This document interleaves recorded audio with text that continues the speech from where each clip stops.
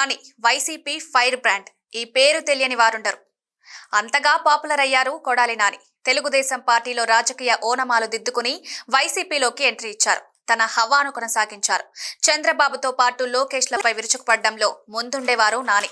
జగన్ పై పల్లెత్తు మాట కూడా పడకుండా అడ్డంగా నిలబడిపోయేవారు. చంద్రబాబు అండ్ కోను విమర్శించాలంటే వైసీపీ ప్రయోగించే మొదటి అస్త్రం నాని. కానీ వైసీపీ ఓడిపోయిన తర్వాత కొడాలి నాని సైలెంట్ అయ్యారు.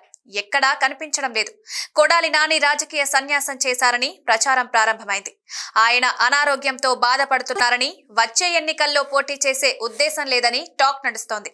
సరిగ్గా ఇదే సమయంలో ఆయన విషయంలో మరో అప్డేట్ వచ్చింది. త్వరలో పొలిటికల్ గా యాక్టివ్ కావాలని కొడాలి నాని నిర్ణయించుకున్నట్లు సమాచారం. గుడివాడ అంటే కొడాలి నాని, కొడాలి నాని అంటే గుడివాడ అన్న పరిస్థితి ఉండేది. కానీ ఈ ఎన్నికల్లో అంతా తారుమారైంది. అసలు ఓటమి అన్న మాట ఎరగని కొడాలి నాని దారుణంగా ఓడిపోయారు. 50,000 ఓట్ల తేడాతో ఓటమి చవిచూశారు. 2004 నుంచి 2019 వరకు గుడివాడలో చైత్రయాత్ర కొనసాగించారు కొడాలి నాని. నందమూరి తారక రామారావు తర్వాత గుడివాడపై అంతలా ముద్ర చాటుకున్నారు. టీడీపీ నుంచి 2 సార్లు, వైసీపీ నుంచి 2 సార్లు విజయం సాధించారు. కమ్మ సామాజిక వర్గానికి చెందిన నేత కావడం, ఆపై వాయిస్ ఉండడంతో వైసీపీ అధికారంలోకి వచ్చిన వెంటనే మంత్రిగా ఛాన్స్ ఇచ్చారు జగన్. దీంతో కొడాలి నాని పాపులారిటీ ఒక్కసారిగా పెరిగిపోయింది. తెలుగుదేశం పార్టీపై విరుచుకుపడ్డంలో ముందుండేవారు.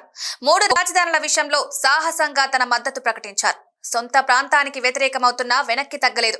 జగన్ విషయంలో అంతలా ఉండేవారు కొడాలి నాని.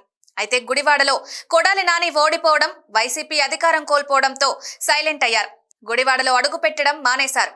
ఈ 6 నెలల్లో 2-3 సార్లు మాత్రమే నాని గుడివాడొచ్చారు. అయితే అప్పుడు కూడా కార్యకర్తలను కలవలేదు. నాని ఎక్కువగా హైదరాబాద్ లోనే గడుపుతున్నారు. ఆ మధ్య అనారోగ్యంతో ఆసుపత్రిలో చేరారనే ఆ వార్తలు హల్చల్ చేశాయి. దీంతో కొడాలి నాని ఇక యాక్టివ్ పాలిటిక్స్ చేయకపోవచ్చనే టాక్ నడిచింది. 1-2 సార్లు మాత్రమే అధినేత జగన్ ను కలిశారు. పార్టీ సమావేశాల్లో పాల్గొన్నారు. ఆ తర్వాత కలిసిన దాఖలాలు లేవు. కనీసం గుడివాడలో పార్టీ కార్యకలాపాలు కూడా జరగడం లేదు. అయితే కొడాలి నాని ఫిబ్రవరి నుంచి పార్టీలో యాక్టివ్ అవుతారని తెలుస్తోంది. వైసీపీ అధినేత జగన్ జిల్లాల పర్యటనకు సిద్ధపడుతున్న సంగతి తెలిసిందే. ప్రతి పార్లమెంటు నియోజకవర్గ పరిధిలో వారానికి 2 రోజుల పాటు గడపాలని జగన్ నిర్ణయించుకున్న సంగతి తెలిసిందే. అందులో భాగంగా ప్రతి నియోజకవర్గ ఇన్ఛార్జితో పాటు క్రియాశీలక నాయకులను కలుస్తున్నారు జగన్. పార్టీ పరిస్థితి తెలుసుకునే ప్రయత్నం చేశారు. ఈ నేపథ్యంలో కృష్ణా జిల్లాలోని గన్నవరం, గుడివాడ, మైలవరం తదితర నియోజకవర్గాల ఇన్ఛార్జీలకు ప్రత్యేకంగా సమాచారం పంపారు. అందులో భాగంగా కొడాలి నానికి సైతం సమాచారం అందించారు.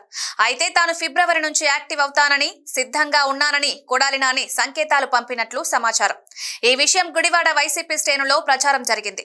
వారిలో కొత్త ఉత్సాహం నెలకొంది. మరోవైపు స్థానిక ఎమ్మెల్యే వెనిగండ్ల రాముపై అప్పుడే వ్యతిరేకత ప్రారంభమైన నేపథ్యంలో కొడాలి నాని సూపర్ ఎంట్రీ ఇస్తారని తెలుస్తోంది. కొడాలి నాని సేవలను కృష్ణా జిల్లాలో పార్టీకి వినియోగించుకోవాలని జగన్ భావిస్తున్నారు. ఆయనకు కీలక బాధ్యతలు అప్పగిస్తారని సమాచారం. ఎట్టి పరిస్థితుల్లో కృష్ణా జిల్లాలో పట్టు బిగించాలని జగన్ భావిస్తున్నారు. వచ్చే ఎన్నికల నాటికి వైసీపీని అజేయమైన శక్తిగా మార్చాలని చూస్తున్నారు. అందుకు సంబంధించి బాధ్యతలను నానికి అప్పగించనున్నట్లు తెలుస్తోంది. దానికైతే కొడాలి నాని వైసీపీలో యాక్టివ్ కావడం ఖాయమని తెలిపింది. దీంతో రాష్ట్ర వ్యాప్తంగా ఉన్న ఆయన అభిమానులు, వైసీపీ శ్రేణులు తెగ ఆనందంతో ఉన్నాయి.